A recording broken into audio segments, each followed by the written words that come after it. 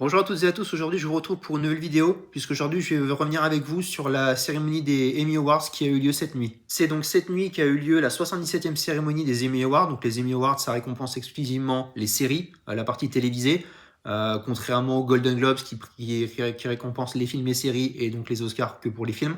Elle a donc eu lieu au Peacock Theater de Los Angeles comme chaque année. C'est vrai que tout de suite il y avait des favoris qui se sont dégagés de par leur nomination. Par exemple, Severance était en tête avec 27 nominations, The Studio 23 nominations ou encore Adolescence 13 nominations.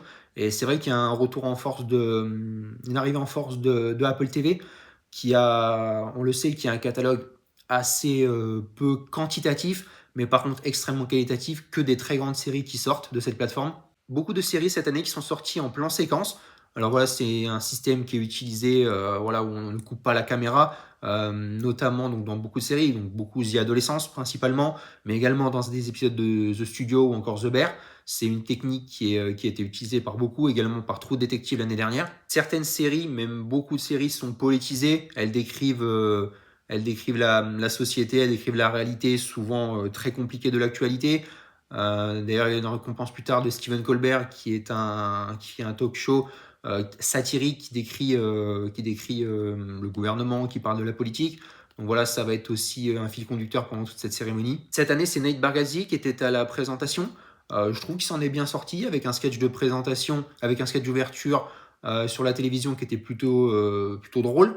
L'idée de la cagnotte des 100 000 dollars, j'ai trouvé que c'était une idée assez originale. Maintenant, je vais revenir avec vous sur les principales récompenses, les principaux résultats. Je ne vais pas revenir avec vous sur tout parce que la cérémonie a été longue, donc je vais revenir avec vous sur les principaux. Pour commencer, c'est Jeff Healer qui est le meilleur second rôle masculin dans une série comique pour Somebody Somewhere.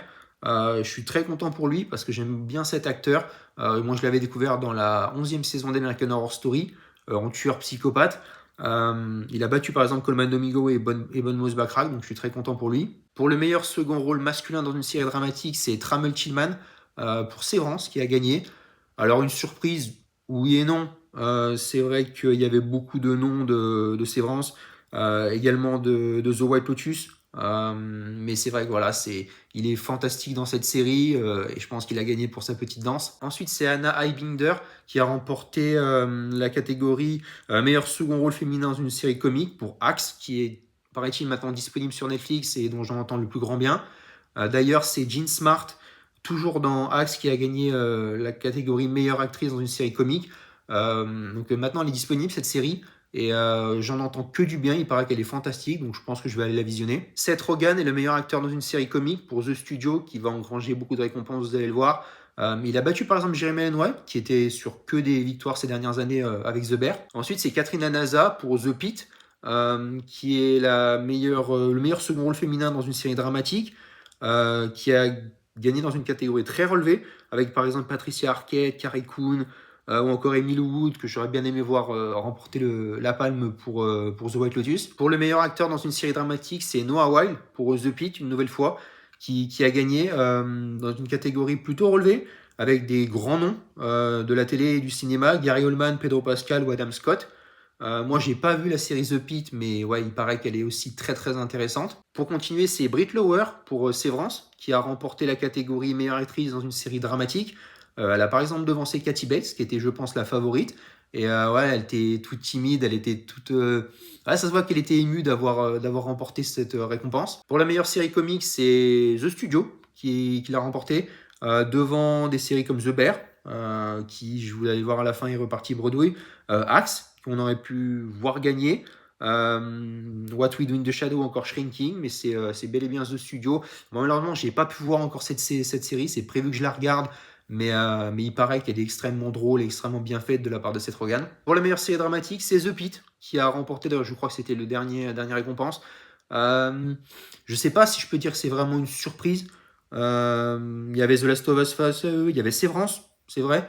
Mais The Pitt, énormément apprécié et a du coup, je crois, gagné toutes les catégories dans lesquelles elle était nommée. Pour la meilleure mini-série, pas de surprise, puisque c'est Adolescence qui l'a remporté.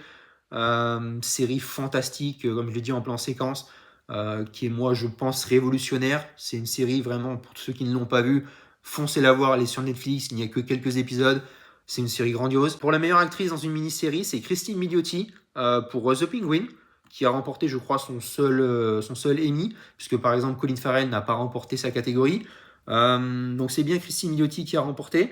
Devant, par exemple, Kate Blanchett pour Disclaimer, j'aurais adoré, ou encore une Michelle Williams qui est fantastique, paraît-il, dans Dying for Sex. Donc, première récompense pour The Penguin. Stephen Graham est le meilleur acteur dans une mini-série pour une nouvelle fois Adolescence. C'est totalement logique, il est fantastique, il est très touchant. Et d'ailleurs, je crois qu'il est aussi producteur et aussi un petit peu réalisateur.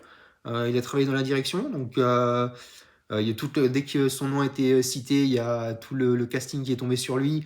Tout le monde était très content et franchement, c'est un acteur qui a une longue carrière, hein. Et vraiment, c'est presque un aboutissement et je suis extrêmement content pour lui parce qu'il est formidable dans cette série. Pour le meilleur second rôle féminin dans une mini-série, c'est Erin Doherty qui a remporté la palme. Moi, je trouve que c'est normal. Elle est formidable dans le rôle de la psychologue dans cette série. Et enfin, pour terminer, le meilleur second rôle masculin dans une mini-série, c'est Owen Cooper. Et je pense que c'était le meilleur moment de la cérémonie parce que il était tellement incroyablement content d'avoir remporté cette catégorie.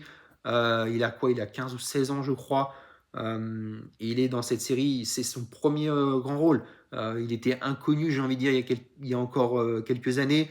Même lui, dans son speech, il le dit, moi, il y a quelques années, je n'étais rien. Et maintenant, il gagne un Emmy Award. C'était pour moi le meilleur moment de la cérémonie. Voilà, pour conclure, il y a des séries comme des grosses séries comme The White Lotus, The Bear, The Last of Us qui repartent totalement bredouille. En revanche, c'est le triomphe total pour The Pitt qu'il faut que je découvre, pour The Studio ou encore pour Adolescence qui a tout glané cette année. Un petit peu comme l'avait fait Mon Petit Reine.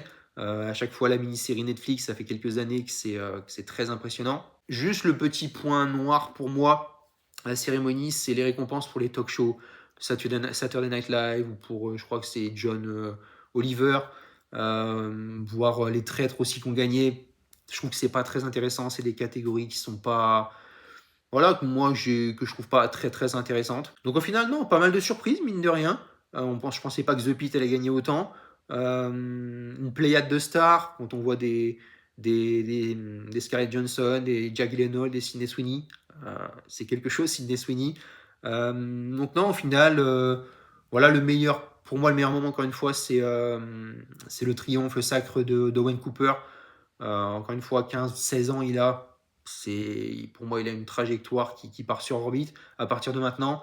Et par contre, j'aurais bien aimé une victoire de Kate Blanchett pour Disclaimer, parce qu'elle est vraiment phénoménale dans cette série. Voilà, je vais m'arrêter là pour cette vidéo. Dites-moi pour ceux qui ont vu cette cérémonie ce que vous en avez pensé dans les commentaires. Et moi, je vous dis à bientôt pour une prochaine vidéo.